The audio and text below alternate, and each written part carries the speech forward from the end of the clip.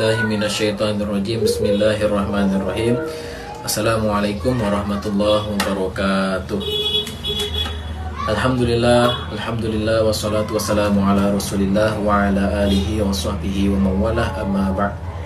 Para pendengar yang dirahmati oleh Allah Subhanahu wa taala, di kesempatan kali ini kita akan mencoba mengkaji atau mengulas sedikit tentang tafsir dari surat Al-Qadar. Yang mana pada kesempatan kali ini kita memakai kitab Tafsir Al-Quranul Azim, atau yang masyhur kita kenal dengan sebutan kitab Tafsir Ibnu Katsir. Kitab ini ditulis oleh Imam Al-Hafiz Abil Fida Ismail bin Umar bin Katsir Al-Qursi Ad-Dimashqi, atau yang masyhur kita kenal dengan sebutan Imam Ibnu Katsir, yang mana beliau meninggal pada tahun 774 Hijriah.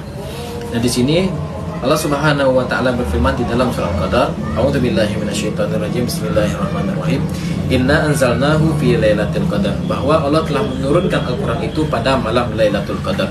Yukhbirullahu taala annahu anzalal Qur'an lailatul qadar. Imam Ibnu Katsir menyebutkan bahwa di ayat ini Allah mengabarkan kepada kita, Allah memberitahukan kepada kita bahwa Allah turunkan Al-Quran itu pada malam Lailatul Qadar. Wahiyal Lailatul Mubarakatuh. Dan malam Lailatul Qadar ini merupakan malam yang diberkahi oleh Allah Subhanahu wa taala. Dan ini sesuai dengan firman Allah Subhanahu wa taala di dalam surat Ad-Dukhan ayat yang ketiga, Inna anzalnahu fi lailatin mubarakah, bahwasanya Allah menurunkan Al-Quran itu pada malam yang diberkahi. Wahiyya Lailatul Qadar, dan yang dimaksud dengan malam yang penuh dengan keberkahan ini ialah malam Lailatul Qadar. Wahiyya min syahri Ramadan, dan malam Lailatul Qadar ini ada pada bulan Ramadan. Kemudian apa yang dimaksud dengan turunnya Al-Quran pada malam Lailatul Qadar? Nah, di sini di dalam kitab Al-Itqan fi Ulumil Quran, yaitu karyanya Imam Jalaluddin As-Suyuti, yang mana beliau meninggal pada tahun 911 Hijriah. Di sini beliau mengatakan bahwa turunnya Al-Quran dari Allah Subhanahu wa taala hingga sampai ke Rasulullah sallallahu alaihi wasallam itu melalui dua fase. Fase pertama ya turunnya Al-Quran dari Lauhil Mahfuz ke Baitul Izzah atau langit dunia. Kemudian fase yang kedua ialah turunnya Al-Quran dari Baitul Izzah atau langit dunia ke Rasulullah sallallahu alaihi wasallam. Bagaimana? Annahu nazala ila sama'id dunya lailatul qadar, bahwa turunnya Al-Quran dari Lauhil Mahfuz ke langit dunia ini ialah terjadi pada malam Lailatul Qadar, jumlatan wahidatan. Dari surah Al-Fatihah sampai surat An-Nas, Allah turunkan pada malam Lailatul Qadar ini secara jumlatan wahidatan, secara serentak. Tsumma nazala ba'da dzalika munajjaman.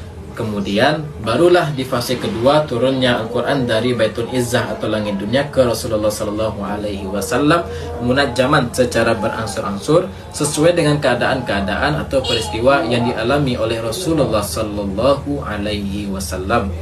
Fi 20 sanah aw 23 aw 25. Ada yang mengatakan selama 20 tahun, ada yang mengatakan selama 23 tahun, dan ada yang mengatakan selama 25 tahun.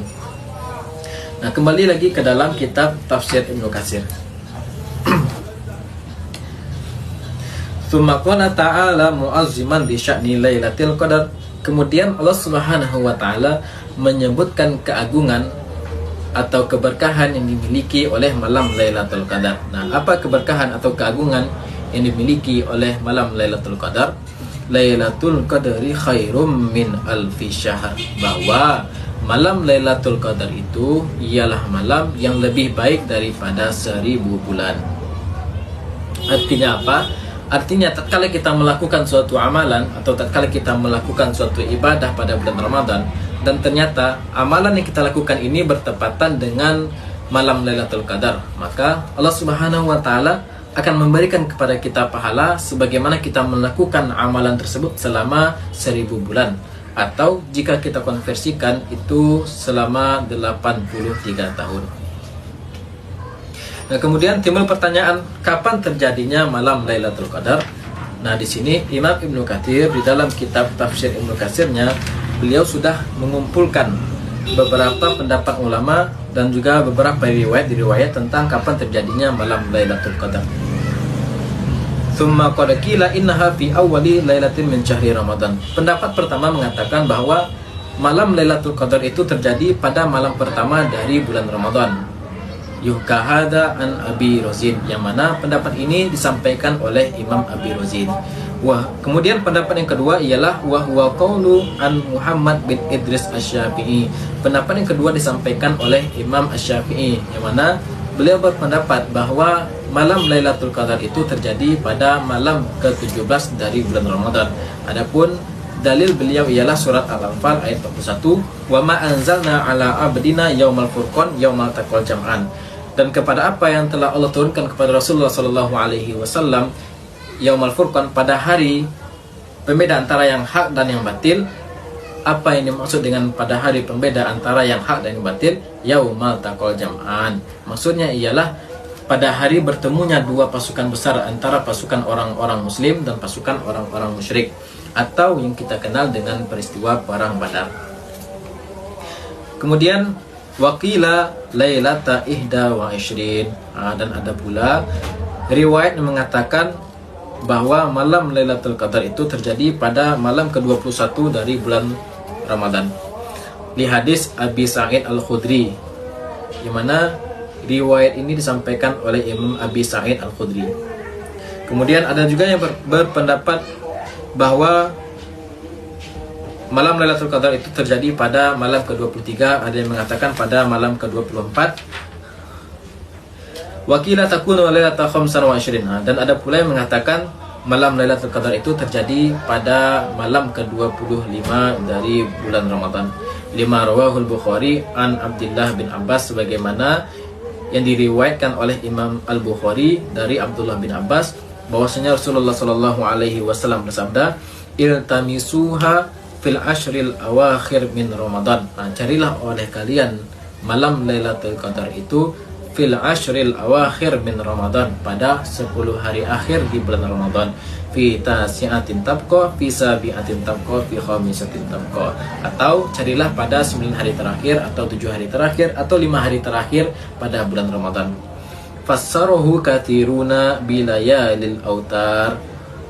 Lalu banyak orang menafsirkan hadis tersebut bahwa malam Lailatul Qadar itu terjadi pada malam-malam witir atau malam-malam ganjil. Wakila innaha takunu lailata sab'a wa ishrin. Dan ada pula ulama yang berpendapat bahwa malam Lailatul Qadar itu terjadi pada malam ke-27 dari bulan Ramadan. Lima rawahu Muslim fi sahihihi an Ubay bin Ka'ab, sebagaimana yang diriwayatkan di dalam Sahih Muslim dari Ubay bin Ka'ab, yang mana Rasulullah sallallahu alaihi wasallam bersabda, innaha lailata sab'a wa ishrin, bahwa malam Lailatul Qadar itu terjadi pada malam ke-27 dari bulan Ramadan. Para pendengar yang dirahmati oleh Allah Subhanahu wa taala, ada banyak pendapat para ulama tentang kapan terjadinya malam Lailatul Qadar ini. Tugas kita bukanlah memikirkan kapan terjadinya malam Lailatul Qadar, akan tetapi tugas kita ialah bagaimana caranya kita menghidupkan bulan Ramadan ini dengan sebaik-baiknya. Bagaimana cara kita memaksimalkan ibadah kita di bulan Ramadan ini, apalagi di 10 hari terakhir ini.